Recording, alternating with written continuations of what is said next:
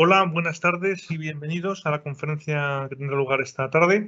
Yo soy Samuel Arenas, soy el director de Banqueros Remotos en Singular Bank y esta tarde contamos con don Nicolás López, que es el director de análisis de renta variable también en Singular Bank y nos trae una conferencia relativa a la bolsa en tiempos de incertidumbre. Yo creo que es de lo más oportuno por motivos obvios de cómo están los mercados y cómo está pues, la bolsa con esta volatilidad que nos encontramos los últimos días, semanas. La conferencia, como es habitual, tendrá una duración de 1 hora. La primera media hora, don Nicolás expondrá la ponencia que nos trae y la siguiente media hora la reservamos a las preguntas que tengan ustedes y que quieran formularnos. Las preguntas se formulan a través de esta herramienta, a través del chat. Ustedes las escriben y yo se las trasladaré a don Nicolás. La conferencia está siendo grabada, también importante, por lo tanto la tendrán pues, mañana posiblemente en sus mails, el enlace para poder repasarla o verla de nuevo. Si en el caso de que hayan llegado tarde o se tengan que ir antes, pues podrán repasarla sin ningún tipo de problema. Y yo creo que sin más, Nicolás, te cedo la palabra y cuéntanos un poco cómo está el mundo bursátil. Muchas gracias. Muy bien, pues muchas gracias, Samuel, y gracias a todos los que estáis atendiendo a esta conferencia. Bueno, efectivamente, vamos a hablar un poco de la bolsa, hablar de la bolsa en situación como la que estamos, con una caída bueno, pues relativamente importante, pues siempre cuesta un poquito. Desgraciadamente no vengo con la bola de cristal para decir no os preocupéis que esto se va a solucionar. Ahora mismo pues lo que vemos es bastante incertidumbre, pero bueno, vamos a intentar un poco ver lo que está pasando en el mercado e intentar sacar alguna conclusión. No voy a meterme mucho en el escenario macro, aquí pues podríais ver un poco un resumen de lo que es la actualización macro del banco que ya os han presentado recientemente, Alicia Coronil. Bueno, pues simplemente recordar, ¿no? Pues que realmente pues, tenemos ahora mismo muchos vientos de cara, pues la guerra de Ucrania, tema de China, la inflación, riesgos geopolíticos. China pues, se está desacelerando no solo por los confinamientos, por el ajuste inmobiliario y las subidas de tipos en Estados Unidos, por supuesto, donde la Reserva Federal pues claramente está empeñada en frenar la economía, porque en Estados Unidos sí que hay pues un cierto o un evidente sobrecalentamiento, ¿no? Como consecuencia de todos los estímulos que han implementado después de la pandemia, pues se han visto en una situación de inflación un tanto descontrolada y bueno, pues el único remedio es que la economía se frene un poco, ¿no? Entonces, bueno, pues eso tiene consecuencias para los mercados. La consecuencia es que desde principio de año pues estamos en una fase de corrección importante, ¿no? Más o menos un 20% de retroceso ya lo han alcanzado pues la mayoría de los principales índices bursátiles, ¿no? Habréis leído, pues un 20%, entramos en un mercado bajista. Bueno, eso es, digamos, una convención que se suele utilizar, es que cuando la bolsa baja más de un 20%, pues a eso se le llama o se le da la categoría de mercado bajista. Bueno, no me quedaría con esa palabra de mercado bajista global, porque realmente quizás eso tiene otras connotaciones que ahora mismo pues no sabemos si van a suceder, pero sí es verdad que una caída de un 20%, como vamos a ver ahora, pues no sucede todos los años, aunque sí sucede bueno, pues de vez en cuando, ¿no? Con cierta frecuencia. Una característica clara que estamos viendo pues es que las caídas no están siendo iguales en todos los sectores y bueno, hay una parte del mercado, que es esa parte que llamamos compañías de alto crecimiento, donde estaría la tecnología, pero no solo, también otro tipo de compañías bueno, que han crecido mucho, que estaban creciendo mucho y que descontaban expectativas de fuerte crecimiento a largo plazo, y ahí es donde se está produciendo el ajuste más importante, aunque bueno, ha afectado en mayor o menor medida al resto del mercado.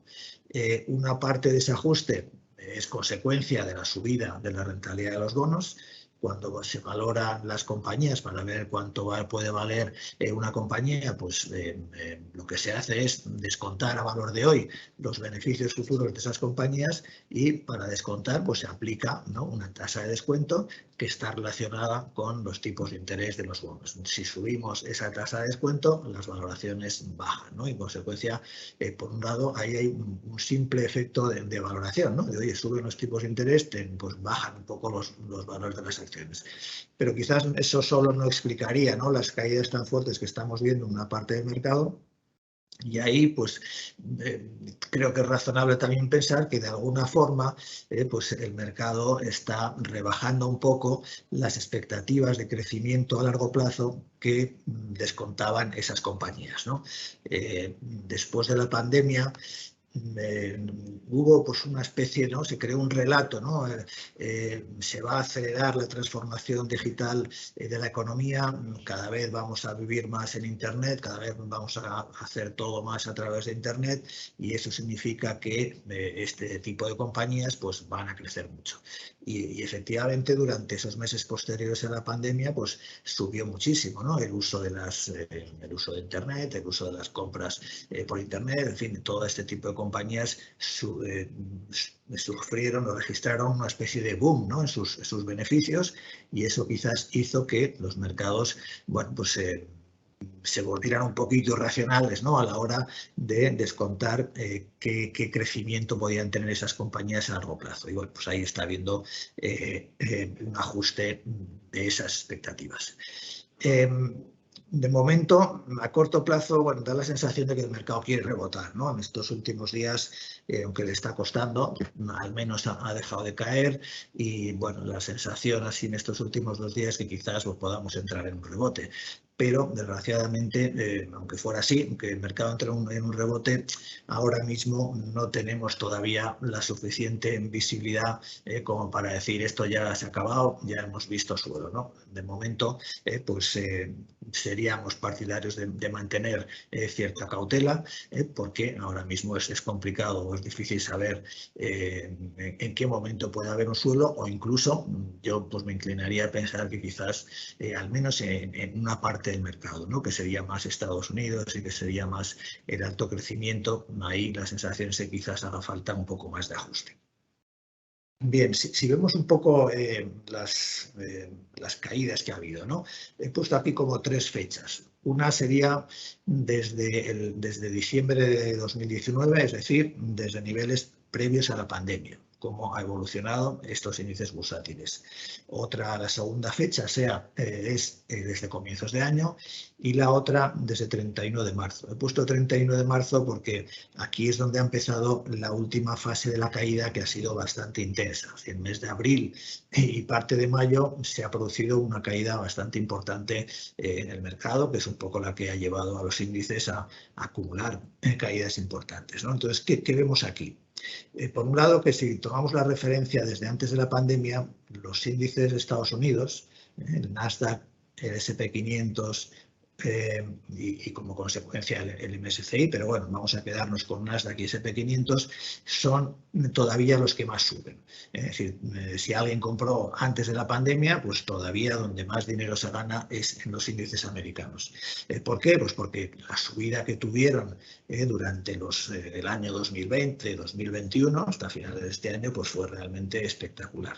Y en cambio, pues el IBEX, por ejemplo, tomando como referencia antes de la pandemia, pues es el peor índice todavía. Pues todavía estamos un 10% por debajo de esos niveles. En cambio, si vemos un poco la última columna, es la caída de este último mes y medio aproximadamente, pues sucede un poco, es casi la posición contraria. Lo que más ha caído son los índices de Estados Unidos, tanto el Nasdaq, S&P 500 como el Russell 2000, que son las small caps, y en cambio pues tenemos al IBEX en positivo, por ejemplo, en este último mes y medio, y a los índices europeos con caídas moderadas, ¿no? Es decir, que está habiendo una forma de ver esto es que, bueno, que todo aquello que había subido muchísimo, que había subido lo que más había subido pues, desde marzo de 2020 hasta finales del año pasado aproximadamente, es donde se está produciendo ahora la corrección un poco más intensa, ¿no? En cambio, pues Europa, España, pues están un poquito más estabilizados en este momento. Y si vemos lo mismo por sectores, pues casi tendríamos un poco la misma conclusión, ¿no? Lo que todavía tiene mayores beneficios desde antes de la pandemia en Estados Unidos, pues es la tecnología. Todavía el sector de tecnología del S&P 500 está un 45% por encima de los niveles previos a la pandemia, mientras que, por ejemplo, pues no sé, telecomunicaciones pues solo un 8% más. Y ese sector de tecnología pues es el que ahora está sufriendo una caída más fuerte. Si veis, desde principios de año hay 3 sectores que destacan claramente por sus caídas: tecnología, consumo discrecional y comunicaciones. Tecnología ya sabéis claramente lo que hay. En consumo discrecional, pues tenemos a las grandes marcas de consumo. Para que os hagáis una idea, pues aquí estarían las compañías de lujo, compañías de retail, minoristas y compañías de consumo cíclico, pues tipo líneas aéreas, automóviles, cosas así. En definitiva, aquí hay mucha compañía de crecimiento y mucha compañía con exposición a Asia, ¿no? Entonces, ese es otro de los temas donde hay una corrección fuerte, todo lo que tiene que ver con el crecimiento y todo lo que tiene que ver con China. Y en comunicaciones, en el caso de Estados Unidos, pues aquí tenemos a Alphabet, tenemos a Facebook, tenemos a Netflix, tenemos a Disney, y es decir, no son compañías tecnológicas, pero sí son compañías ligadas, digamos, a la nueva economía, ¿no? Y compañías que habían subido muchísimo.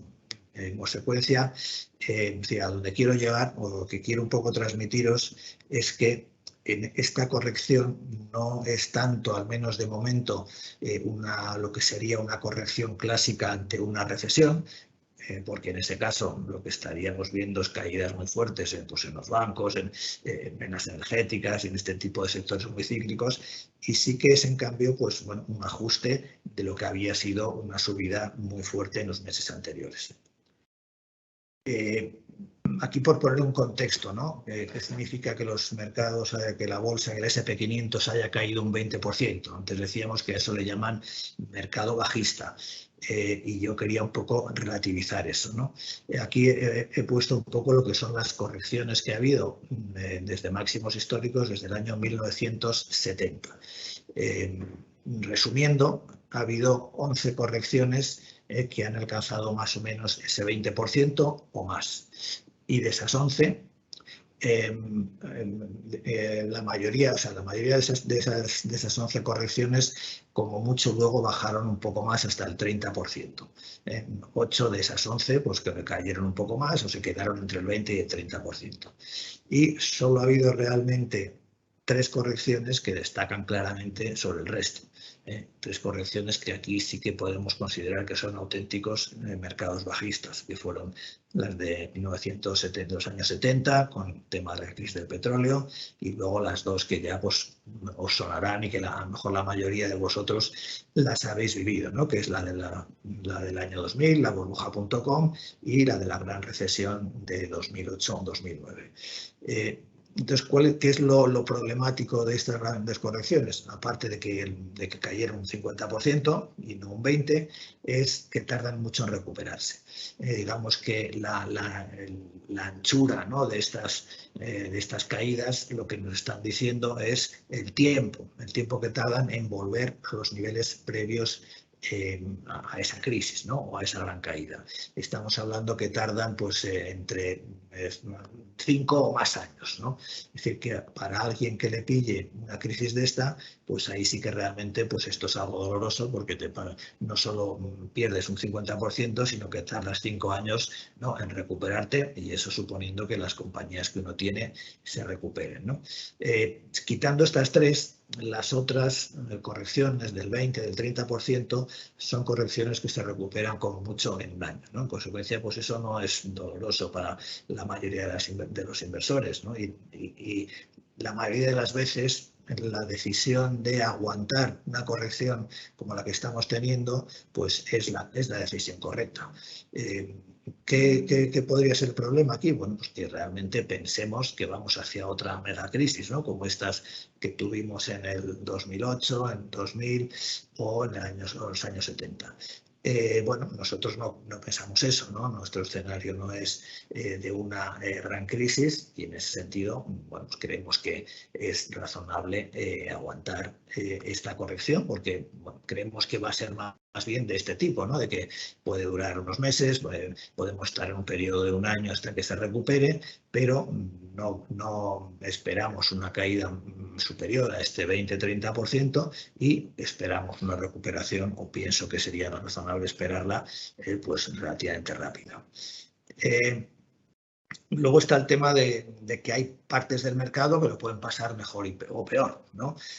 No es lo mismo que una corrección te pille más o menos diversificado, pues en un gran índice, sea el S&P 500, sea el Eurostoxx, que entonces es donde razonablemente puedes recuperarte con el mercado, que tu cartera pues esté muy sesgada hacia algo en concreto, ¿no? Y ahora donde vemos ese algo en concreto y ese riesgo, como he comentado al principio, pues sigue siendo en esa parte de compañías de ultra growth, de compañías más sesgadas hacia tecnología y otros sectores. Como ejemplo, aquí he puesto el mismo gráfico que anterior para el S&P 500, pero para el Nasdaq. ¿Y qué vemos aquí? Pues que el Nasdaq desde 1985 pues ha tenido muchas correcciones en torno a un 20% que se recuperaban rápidamente. Es decir, forma parte de su volatilidad, ¿no? El Nasdaq es más volátil que el S&P 500, quiere decir que fluctúa más. Cuando sube, sube más, cuando corrige, corrige más. Pero en general, pues todas las correcciones pues las recupera rápida, salvo una, que fue la mega corrección. Fue la gran crisis.com, donde el Nasdaq bajó un 80% y tardó pues algo así como 15 o 16 años en volver al nivel previo. No os pongo esto para asustaros, sí para deciros que aunque ahora se habla mucho de que, bueno, o yo os he hablado de que aquí hay riesgo de que quizás esta parte corrija más, en absoluto pienso que el Nasdaq sea nada comparable o pueda necesitar una extracción comparable a la del año 2000. Aquello fue una burbuja de una magnitud estratosférica.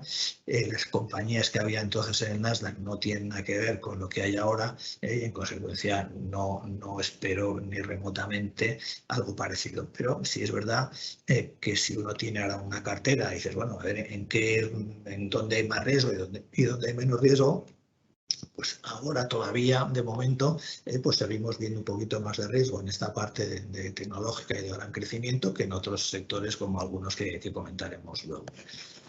Bien, entonces, ¿por qué esperamos un poco que haya una corrección un poco mayor en esta parte? Pues lo podemos resumir de una forma sencilla diciendo porque ha subido demasiado en los meses anteriores. Es decir, al final una corrección lo que hace es revertir ciertos excesos, ¿no? De los meses, de los años, del periodo que sea anteriores. Y si vemos aquí la evolución del Nasdaq durante todo el ciclo alcista, ¿no? Desde el año 2009, pues vemos que su tendencia ha sido muy estable, muy sostenida, ¿no? Se ha ajustado muy bien pues, a esta línea que dibujo por aquí y va haciendo sus subidas con sus correcciones, pero con una evolución pues, bastante estable y bastante sostenida, hasta que llegamos a la pandemia.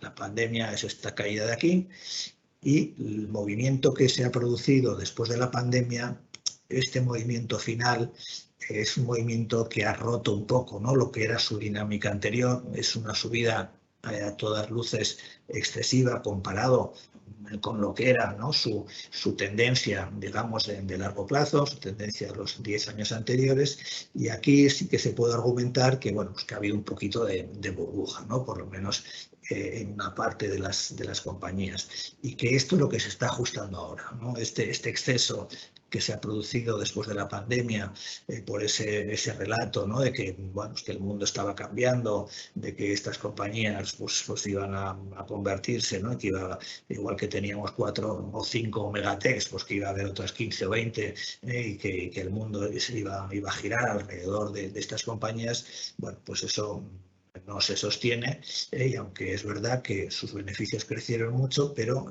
lo que no es razonable pensar es que ese crecimiento se iba a mantener para siempre, ¿no? Entonces, bueno, pues aquí hay un ajuste. Yo te he dibujado aquí pues, un posible objetivo que podría ser razonable para este ajuste, ¿no? Que sería al final pues, volver a su línea de tendencia de largo plazo. No está tan lejos, ¿no? Si efectivamente le faltara esta caída adicional, estaríamos hablando pues, de un 15% respecto a los precios actuales de caída adicional. Respecto a los precios máximos, pues sería un 10%. Bueno, realmente estaría hecho pues, las 3/4 partes de la caída, ¿no? Y el Nasdaq ha caído un 30% desde máximos. Si apurara, ¿no? Para volver a su tendencia de largo plazo, pues sería pasar del 30 al 40, ¿no? No es tan grave.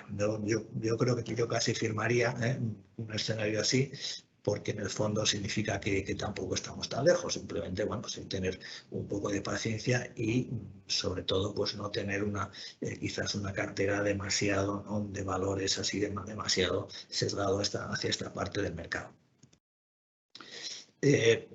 Bueno, digamos que tenemos aquí un poco a favor también de ver que el ajuste está muy avanzado, pues viendo los ratios de valoración, ¿no? En este caso, pues he puesto el PER aquí del del Nasdaq, estaba en un PER en torno a 30 veces a principios de año y la caída tan fuerte que ha habido, unido a que los beneficios en el fondo no se han revisado demasiado a la baja, ¿no? Sino que más bien se han mantenido las previsiones de beneficios, pues significa que el PER se está ajustando muy rápidamente, ¿no? Ha bajado de 30 a 20. Quizás todavía necesite algo más. En los años previos a la pandemia, pues estaba moviéndose entre 15 y 20. Bueno, pues quizás tiene que bajar todavía un poquito más el PER y por eso digo que le puede quedar un poco más de ajuste. Pero bueno, fijaros, ¿no? La tremenda subida de valoración que tuvo tras la pandemia y bueno, pues como eso, pues también aquí nos dice que hubo un cierto exceso en esos meses y que ahora se está corrigiendo.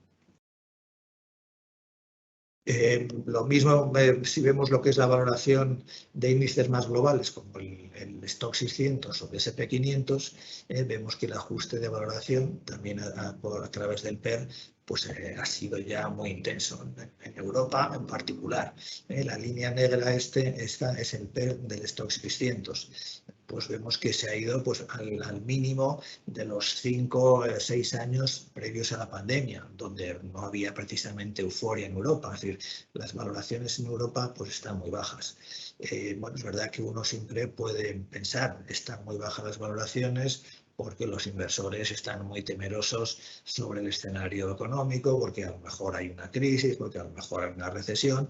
Bueno, eso es cierto, ¿no? Siempre se puede hacer una interpretación muy pesimista de todo. Pero en general, bueno, la verdad es que la situación de las compañías europeas sigue siendo bastante buena, no hay revisiones de beneficios a la baja y las valoraciones pues, son muy atractivas, ¿no? En el caso de Europa en general.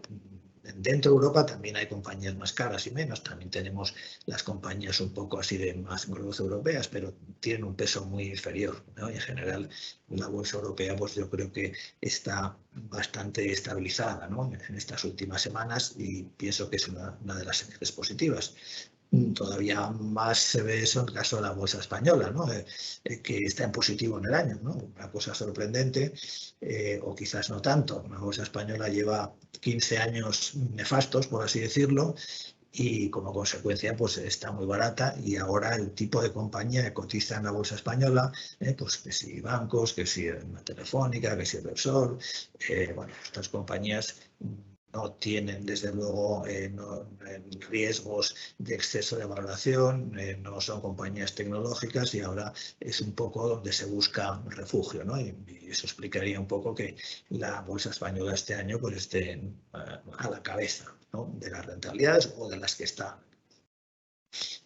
En definitiva, en este contexto en el que estamos ahora, con una bolsa o con unos índices que por un lado pues da la sensación que están en tendencia bajista, porque bueno, pues más o menos vienen bajando desde hace meses, ¿se puede invertir? Bueno, pues creemos que sí. Por un lado, porque al final para un inversor de largo plazo tiene que asumir que este tipo de correcciones pues forman parte, ¿no?, de la volatilidad normal del mercado, y que, aunque es verdad que ahora se ven muchos riesgos, pero eso siempre pasa, ¿no?, durante las fases de corrección del mercado, esos riesgos no tienen por qué materializarse y acabar esto en una gran recesión. Incluso aunque haya algún tipo de recesión, bueno, pues muchas recesiones no provocan en la bolsa un impacto mayor que una corrección de un 20%. Luego están las mega recesiones, pero dejando esas aparte, ¿no?, porque no creemos que vayamos a ver algo así, pues el que pueda haber algún tipo de trimestre negativo no sería algo tan grave, ¿no? En definitiva, por un lado, mantener una exposición general a la bolsa creemos que sigue siendo razonable, y por otro lado, bueno, pues podemos buscar a ver en qué invertir, ¿no? Ya hemos mencionado qué sectores tienen más riesgo, y claramente pues son todos esos sectores llevados a gran crecimiento, tecnología, China, etcétera, y en cambio dónde podemos encontrar o hacia dónde podemos poner un poquito más de peso en la cartera para protegernos en este escenario. Pues aquí mencionamos tres ideas, ¿no? Una de ellas sería el sector bancario europeo. Otra, compañías de infraestructuras y que de alguna forma pueden beneficiarse o manejarse bien en el actual contexto geopolítico, ¿no?, con los retos que se plantean con la situación de la guerra de Ucrania y lo que se percibe, ¿no?, de los cambios geopolíticos. Y otra tercera idea, en el caso de España en particular, pues es el tema del turismo, donde también creemos que en estos meses pues puede haber una buena evolución. Sector bancario, ¿por qué? En los últimos 10 años el sector bancario ha sido el peor sector de la bolsa, junto con el de energía, ¿no?, junto con las petroleras.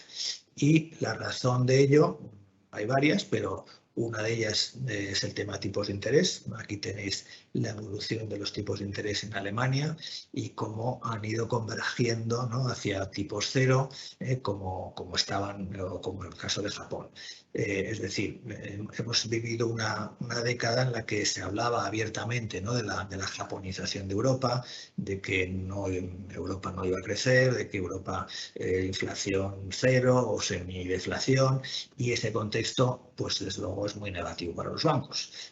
Tipos de interés cero claramente negativo. Y por otro lado, el tema de la demanda de crédito. En Europa tuvimos una crisis bancaria enorme, en principios en 2008-2009, como sabéis, y a partir de esa crisis, durante varios años, hogares y empresas pues entraron en un proceso de desapalancamiento, ¿no? Ni hogares ni empresas estaban demasiado endeudadas y tenían que reducir su endeudamiento, y durante varios años pues el crédito no crecía. Entonces, si los bancos se ven atrapados porque el crédito no crece y no tienen márgenes, pues lógicamente el escenario pues no podía ser más negativo. ¿Qué vemos ahora? Pues que los tipos de interés claramente se están girando al alza, y que esto puede ser algo estructural, y que el crédito está creciendo, especialmente desde la pandemia. Como veis aquí, estas dos líneas, las líneas rojas, el crédito total bancario de los hogares está creciendo claramente, y la línea negra sería el crédito de las empresas no financieras, que también está creciendo. Puesto en tasa de crecimiento anual, pues en torno al 4% de crecimiento, cuando venimos de años de crecimiento cero o incluso negativo. Consecuencia, un escenario más positivo en términos de cómo pueden evolucionar los ingresos de los bancos. Si le aumentas el margen de intereses y el crédito crece, pues los ingresos del banco van a crecer, y en consecuencia pues sus beneficios van a crecer. Si eso lo unimos a unas valoraciones excepcionalmente bajas, ¿no?, que bueno, pues esto puede sorprender, es decir, la banca europea, en este caso los stocks de los bancos, pues está con un PER de 7, 6,5. que es, bueno, pues cerca de los mínimos que ha tenido durante esta década pasada, ¿no? En momentos, pues, de un escenario pues, muchísimo más negativo. No ha llegado a los niveles del PER de 5 de la gran crisis del 2008, pero vamos, solo faltaba, ¿no? que estuviese con una valoración como una crisis bancaria que estuvo a punto de llevarse a los bancos por delante, ¿no? Entonces, tenemos unos ratios de valoración bajísimos en un momento en el que la situación de su negocio pueden mejorar y además de una forma estructural, pues creemos que están en una buena situación, ¿no? Para ser un poco refugio, ¿no? del mercado. ¿Cuál es aquí el riesgo? Pues que vayamos hacia una gran recesión. Desde luego, si vamos hacia eso, pues no se salva nada, ¿no? Ni bancos ni nada, pero ya digo que no es el escenario que vemos, ¿no? Y que el escenario actual, ya bueno, y lo estamos viendo en el mercado, ¿no? El sector bancario está comportándose bien, particularmente en Europa, perdón, en España, la banca doméstica pues ha tenido unos buenos resultados y la verdad es que es uno de los sectores que se ve claro. Si vemos un poco, por verlo en un gráfico, ¿no? Cómo se está moviendo pues, un banco como CaixaBank. ¿Qué vemos aquí? Bueno, por un lado, en estos 10 años su movimiento ha sido casi predecible, ¿no? Se ha movido en un rango muy amplio, entre 1,5, 2 euros por abajo, 4,5 por arriba. Bueno, el movimiento actual, su objetivo natural sería volver hacia esos 4,5 euros. Además de eso, lo que vemos es que, pese a las turbulencias del mercado desde principios de año, pues CaixaBank, igual que le pasa a Quinter o le pasa también a Sabadell, pues están en máximos anuales, o muy cerca de ellos. Quiere decir que claramente hay una fortaleza relativa, ¿no? Respecto al resto del mercado y bueno, pues creemos que podría continuar. El sector turismo, ¿no? ¿Qué argumento vemos aquí? Bueno, aquí claramente es uno de los sectores que todavía está lejos de recuperar los niveles de actividad que tenía antes de la pandemia. A nivel mundial, por ejemplo, las llegadas de turistas internacionales están un 67% por debajo de los niveles previos a la pandemia a nivel mundial. Bueno, pues nosotros creemos que las expectativas, ¿no? Menos lo que dice el sector de reservas para este verano, es que realmente la situación pues, se va a ir normalizando de una forma más acelerada y que bueno, pues eso tiene que llevar, ¿no? A las compañías del sector a mejorar ya finalmente sus. En el caso de España en particular, el turismo se está recuperando bastante bien. Ya estamos en España, pues esos son datos de marzo, con una cifra de llegada de turistas que es solo un 30% inferior a la anterior a la pandemia. Y las expectativas de verano, ya digo, pues son claramente muy positivas. Un par de compañías que creemos interesantes en el sector turístico español, pues AENA y AG, ¿no? AENA sería, digamos, más defensiva, es una compañía más sólida financieramente, que no ha tenido grandes problemas para aguantar estos 2 años y donde simplemente pues hace falta que las cifras de tráfico pues vuelvan a normalizar de todo. Están relativamente cerca. En el primer trimestre han tenido un tráfico de pasajeros que es un 72% del previo a la pandemia, es decir, solo un 28% por debajo y bueno, pues la expectativa. Y si vemos su evolución a través de un gráfico, pues lo que vemos es como un gran movimiento de espera. Hubo una reacción inicial tras la pandemia y después, bueno, como esa permanente espera porque las sucesivas olas del COVID pues han ido retrasando, ¿no? el momento de la definitiva recuperación y bueno, pues no acaba como no acaba de producirse, ¿no? La normalización, pues su cotización se ha quedado aquí atrapada entre 125 y 150 euros y bueno, nosotros creemos que estos niveles que está ahora pues es una buena oportunidad, como mínimo para que siga dentro de este movimiento y tener ahí un cierto margen a corto plazo y pues potencialmente pues un movimiento. IAG o las líneas aéreas tienen más riesgo. Aquí durante estos meses o estos 2 años han perdido mucho dinero, han acumulado deuda y en consecuencia invertir en IAG o en cualquier otra línea aérea tiene más riesgo que en AENA. pero bueno, pues también más riesgo también implica un potencial de revalorización importante si realmente se confirma, ¿no? Este verano esa vuelta a la normalidad. Al menos positivo tenemos que IAG ya ha llegado a un cash flow positivo en la segunda parte del año pasado, ya ha dejado de quemar liquidez, por así decir, de aumentar deuda, y al menos pues por ese lado la situación es más tranquila. Solo falta que efectivamente pues los datos de pasajeros pues acompañen. El movimiento en el mercado es parecido al de AENA, pero en este caso este gran movimiento lateral o movimiento de espera tiene un cierto sesgo bajista, ¿no? Es decir, y este sesgo bajista pues lo que refleja es un poco esa pérdida de liquidez, ese aumento de la deuda que ha ido teniendo durante este tiempo, porque los riesgos pues para una línea aérea son mayores, son negocios donde no pueden fácilmente, ¿no?, recortar sus gastos y cortar la sangría de dinero. Pero también está, pienso, unos niveles de precio atractivos. Luego aquí hay que recordar que IAG pues, tiene bastante más riesgo que hay. Y finalmente, el tema de compañías de infraestructuras ligadas a la geopolítica, ¿no? La guerra de Ucrania y la geopolítica pues está teniendo muchas consecuencias. Pues una de ellas es que las compañías pues van a querer asegurar sus cadenas de suministro pues buscando asegurarse, ¿no?, un suministro más cercano a países más seguros. Y otra consecuencia pues también más directa es el tema energético. Se está dejando de comprar a Rusia y eso significa que todas las compañías petroleras pues están buscando otros puntos de suministro. Uno de ellos, pues, lógicamente, Estados Unidos, Canadá, que tienen capacidad para aumentar su producción. Entonces, Enbridge es una compañía que gestiona básicamente gasoductos y oleoductos, que van desde Canadá, desde los campos gasistas y petróleos de Canadá hacia el este de Canadá y hacia la costa de California, ¿no?, donde están los grandes centros de consumo. Y bueno, el hecho de que tengan que la producción se aumente y que a su vez Estados Unidos pues vaya a exportar más gas y petróleo al resto del mundo, pues en principio puede ayudar a que el uso de sus gasoductos aumente, ¿no? Aparte, bueno, pues que es un tipo de negocio bastante defensivo por el tipo de contratos que tiene, ¿no? O sea, nos parece una compañía muy interesante con un dividendo creciente y atractivo. Su evolución en el mercado, pues una tendencia alcista tranquila. Aquí no hay un exceso, ¿no?, digamos, de valoración que nos haga temer que se ha calentado demasiado. Una evolución, en el fondo, similar a lo que puede ser una compañía petrolera, ¿no?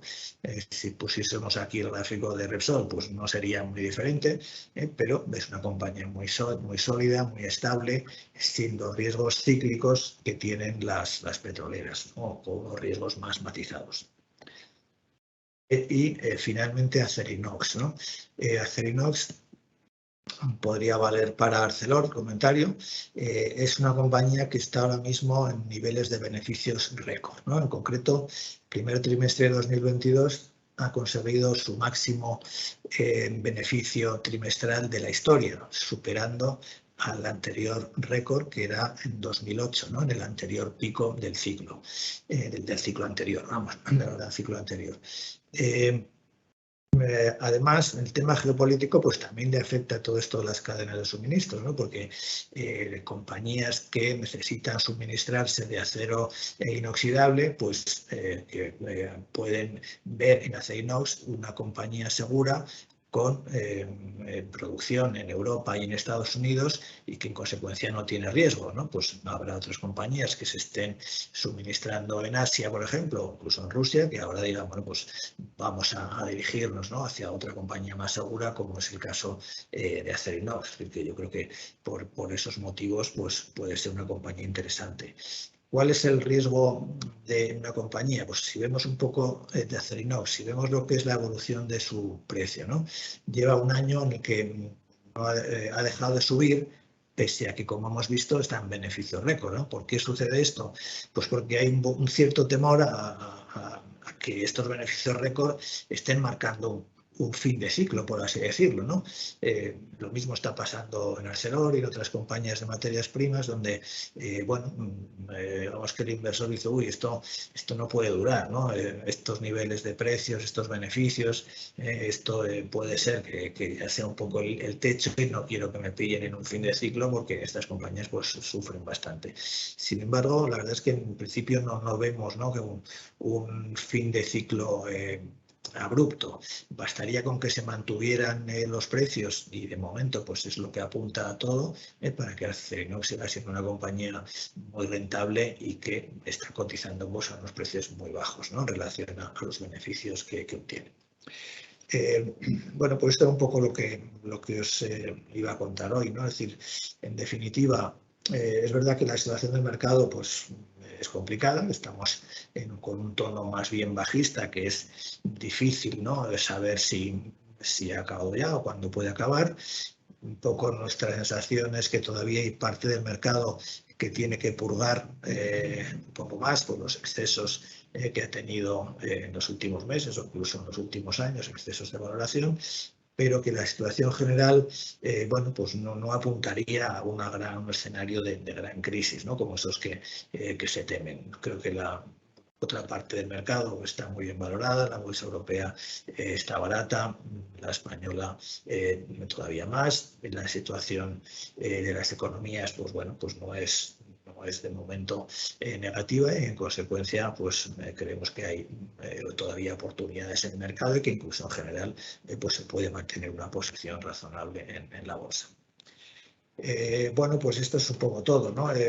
Me pasó un pelín, pero tenemos todavía 20 minutos para responder a las preguntas que consideréis oportuno hacerme o las dudas que os hayan surgido.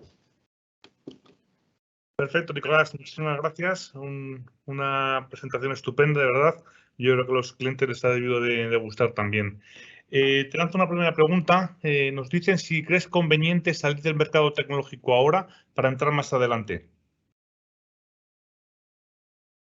A ver, yo no soy amigo de los grandes decisiones del todo o nada, ¿no? Es decir, el sector tecnológico sigue siendo, en mi opinión, pues un sector necesario de tener en una cartera a largo plazo, ¿no? Entonces, no haría eso de decir, pues como creo que a lo mejor todavía va a bajar algo más, pues hombre, lo vendo todo y dentro de un mes, cuando esto haya bajado más o de 3, lo vuelvo a comprar. Yo no haría eso. ¿Por qué? Primero porque no estoy seguro, ¿no?, de que las cosas vayan a evolucionar así. En consecuencia, pues sería una muy mala decisión pues salirte totalmente de la tecnología y que luego pues no ves que eso se va para arriba y que no estás ahí, ¿no?, que te has quedado fuera de un sector que en el fondo pues es fundamental, ¿no?, a largo plazo. Yo lo vería más en términos de cuánto riesgo se puede uno asumir ahí, y eso depende de cuál sea la posición. Si en una cartera diversificada, pues a lo mejor es normal porque en estos últimos años todo el mundo ha girado hacia la tecnología, hacia el gran crecimiento, que se encuentre que tiene ahí un peso demasiado alto, ¿no?, que está más ponderado en tecnología de lo que puede estar un índice global que nos pueda servir de referencia. Pues a lo mejor en ese caso lo que haría es pues reducir un poco. Y dice, no, es que ya ha caído mucho. Bueno, pues efectivamente ha caído mucho y a lo mejor no es el momento ideal para hacerlo, pero muchas veces, aunque no sea lo ideal, pues no queda más remedio, ¿no? Porque yo puedo pensar, no, mira, esto como mucho va a bajar un 10% más, pero tampoco estoy seguro. Entonces, si dejamos que esto siga y siga, al final podemos tomar decisiones un poco a la desesperada y que acaban siendo peores, ¿no? Entonces, yo lo que haría es ver qué peso tiene mi cartera en estos sectores de alto crecimiento y si veo que es un poco excesivo. ¿Y qué significa excesivo? Pues hombre, esos sectores de la tecnología, pues más o menos en un índice global, en un MSCI, pues pesa en torno al 25%. Pues no tener más que eso, ¿no? No tener más de un 25% y preferiblemente pues tener menos, ¿no? Tener a lo mejor 20 o menos, pero no salir totalmente de un sector. Y luego también, si uno está invirtiendo en valores, pues claro, hay que ver qué valores tiene. Ahí ya sí que es un poco más complicado porque porque ahí sí que habría que ver un poco valor por valor cuáles de ellos creemos que tienen buenas expectativas y cuáles son más dudosos, ¿no? Quizá los que nos vienen a todos a la cabeza, ¿no? Los Microsoft, los Apple, los compañías, ¿no? Las grandes megatecnológicas de Estados Unidos, desde luego que son compañías en las que a largo plazo se puede estar sin ningún problema. Ahora, si tengo la mitad de la cartera en esas compañías, pues bueno, yo personalmente lo reduciría algo, ¿no? Aunque hayan corregido ya bastante. Perfecto, sí, es lo que comentas, ¿no? De que te pierdes la fiesta de la subida. Otro cliente nos pregunta, Nicolás, opinión de los monetarios a corto en dólares. Y muchas gracias y muy buen trabajo. Se te felicitan por la presentación. Los monetarios en corto Sí. en dólares. Bueno, no es mi especialidad, pero vamos a ver, o sea, invertir en monetario en Estados Unidos en dólar, pues es invertir en el dólar, básicamente, ¿no? Con una rentabilidad, pues mejor de momento todavía no muy alta, en torno al 1%, y que irá subiendo un poco a medida que suban los tipos de interés en Estados Unidos, ¿no? Pero en consecuencia, básicamente ahí lo que hay que ser consciente es que uno lo que está apostando es al dólar, porque si un monetario en Estados Unidos te da el 1% y en Europa el 0%, pues ese 1% que ganas de rentabilidad es anual, es poco si lo comparamos con la volatilidad normal de las divisas, ¿no? Que una divisa pues, te puede subir o bajar un 10% en un año tranquilamente, ¿no? Entonces, al final sería la cuestión dólar o euro. Y también está complicado, ¿no?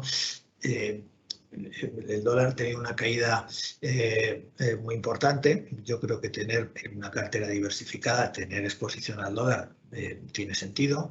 Los tipos de interés están más altos. No deja de ser una divisa que en caso de que la situación siga yendo a peor, pues es un poco más defensiva que el euro, por así decirlo. Lo que pasa que, bueno, yo también creo que cuando Europa pues, empiece finalmente a subir los tipos de interés y teniendo en cuenta el nivel tan bajo que tenemos, pues habrá es probable que el euro también tienda a recuperarse, ¿no? En definitiva, tener algo de exposición al dólar, pues tiene sentido en este momento, pero bueno, pues cada uno tiene que ver cuánto no puede tener ahí una divisa que no es tu propia divisa, ¿no? En la que generas tus ingresos.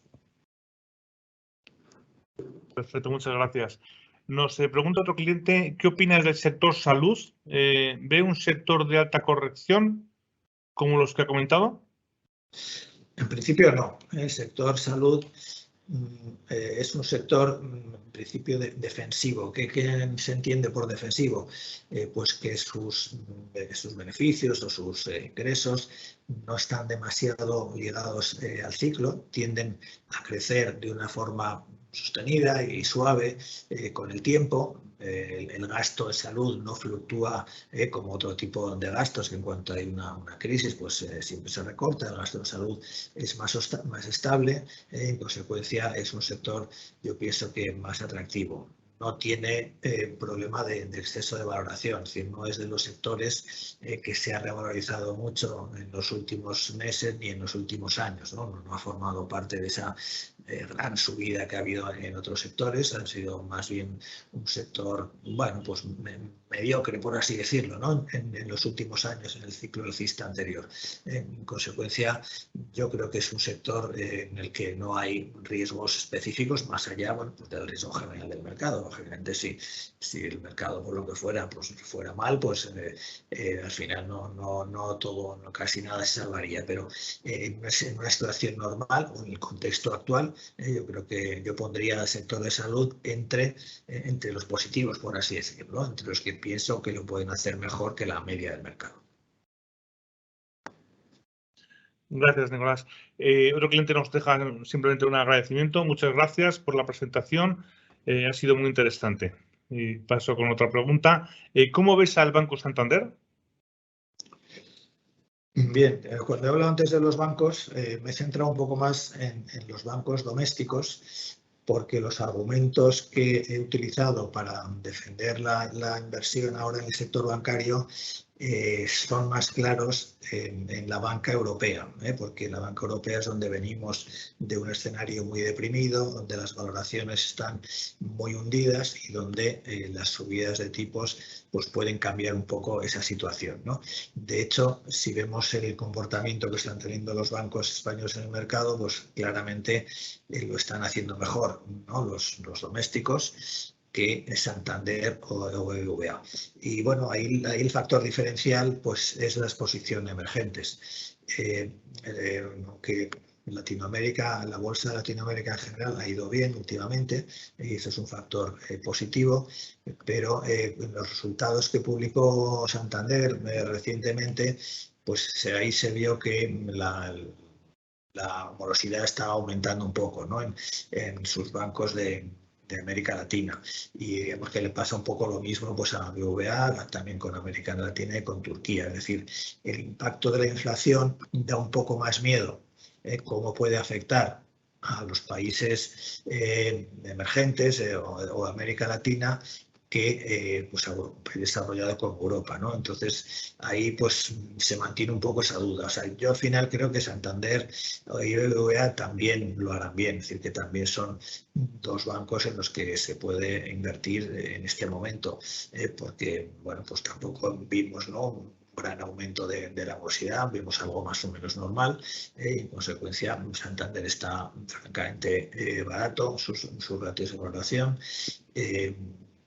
En definitiva, yo creo que Santander sí es un banco en el que se puede invertir. Quizás a corto plazo no tiene a lo mejor el potencial que tienen los bancos domésticos, pero a medio plazo yo creo que sí, está en una buena oportunidad para invertir ahora. Perfecto, gracias, Nicolás.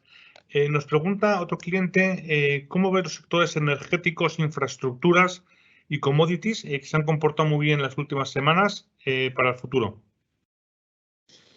Infraestructuras, energía y commodities. Bueno, Correcto.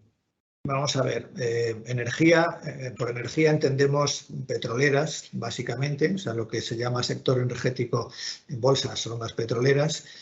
Podemos asociar también luego las utilities a la energía, porque al fin y al cabo producen, ¿no?, electricidad, pero el tipo de compañía o el tipo de inversión es diferente, ¿no? Entonces, energía, yo creo que ahora mismo es verdad que la energía es lo que más ha subido este año.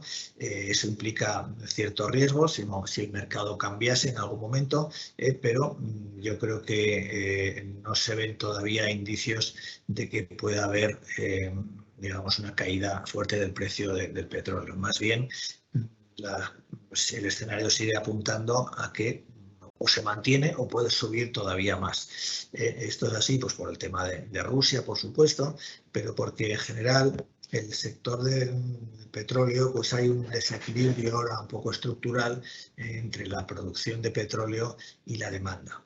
Y esto a su vez sucede porque las compañías petroleras llevan pues más de 5 años sin invertir, porque bueno, pues se les está diciendo que va a haber una transición energética y que se va a dejar de consumir petróleo. Pues lógicamente las compañías dicen, bueno, ¿para qué voy a invertir en buscar nuevos pozos?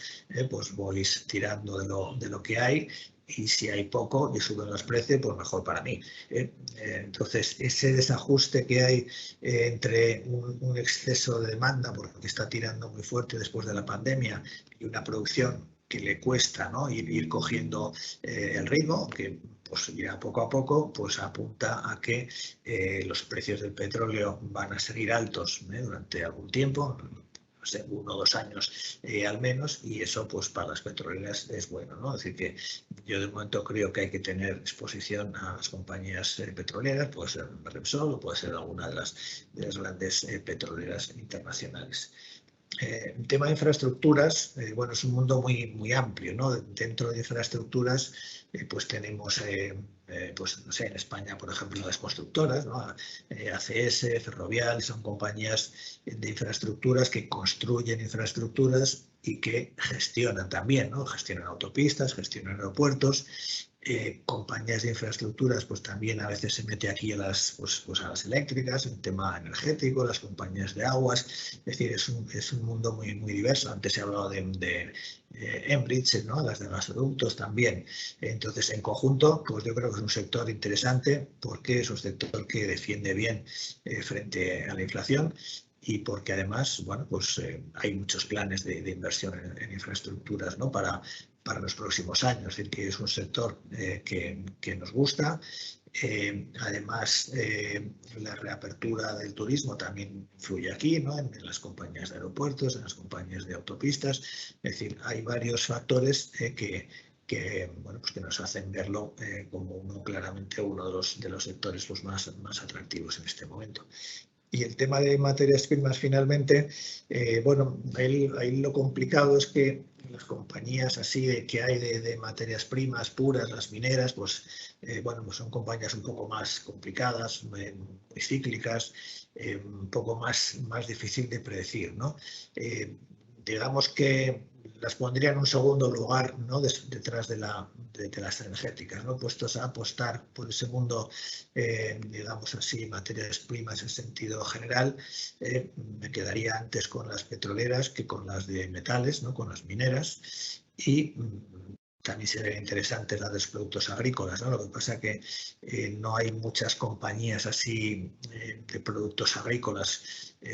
Los más importantes son las de fertilizantes, quizás, que es una cosa un poquito especial, pero compañías agrícolas por sí no es fácil encontrar, ¿no? Entonces, bueno, te digo, bien infraestructuras, bien energía. Y un poquito menos, aunque estaría también con un positivo las de materias primas, las de metales, las mineras. Perfecto, Nicolás, muchas gracias. Nos pregunta otro cliente, ¿cómo ves Inditex en la bolsa española? Gracias por su presentación y su dedicación. Vamos a ver, Inditex le ha pillado el tema Rusia, ¿no? Es un poco bueno, aparte de que el sector de retail en general pues ha tenido un mal comportamiento en general, pues por el tema de la pandemia, que frenó mucho sus ventas, y después, pues cuando parecía que estaba empezando a recuperar, pues le vino lo de Rusia. Rusia era un país muy importante para Inditex, tiene ahí yo tenía el 8% de sus ventas y bueno, pues todo apunta a que eso pues va a cerrar y que no va a poder continuar, ¿no? Con su actividad allí, por lo cual tendrá que seguir reconociendo pérdidas por ese lado. Pero digamos que eso no es algo fundamental en su negocio, simplemente pues has tenido la mala suerte de que has tenido ahí un quebranto económico, pero por lo demás el negocio de Inditex pienso que sigue siendo un negocio atractivo, que está en unos niveles de precios pues francamente bajos, con la incertidumbre, bueno, pues de cuánto va a ser la factura al final de lo de Rusia, pero yo creo que en un escenario normal, aquí siempre estamos poniendo un poco siempre que no haya recesión. Bueno, lógicamente, si vamos a un escenario muy negativo, pues todo irá mal, pero en el escenario que manejamos, ¿no? Y de que esta crisis que tenemos ahora pues acabará más o menos solucionándose, pues yo creo que Inditex, los precios que tiene actualmente, pues es también una buena oportunidad, ¿no? para invertir en una compañía pues que sigue teniendo, ¿no? Un modelo de negocio exitoso, un modelo de negocio que funciona, que tendrá también que reconfigurar un poco sus cadenas de suministro, también venirse un poco más a Europa y tener un poco más cuidado en Asia, pero que está realmente en unos precios muy atractivos. Perfecto, Nicolás. Pues ya no hay más preguntas de los clientes y prácticamente hemos cumplido el tiempo, así que yo creo que podemos concluir aquí. Simplemente agradecerte mucho la presentación, Nicolás, y los mensajes que nos has transmitido. Yo creo que es de gran valor y espero que para los clientes hayan sido también de mucho provecho y que lo hayan disfrutado. Muchas gracias. Gracias, Samuel, y gracias a todos.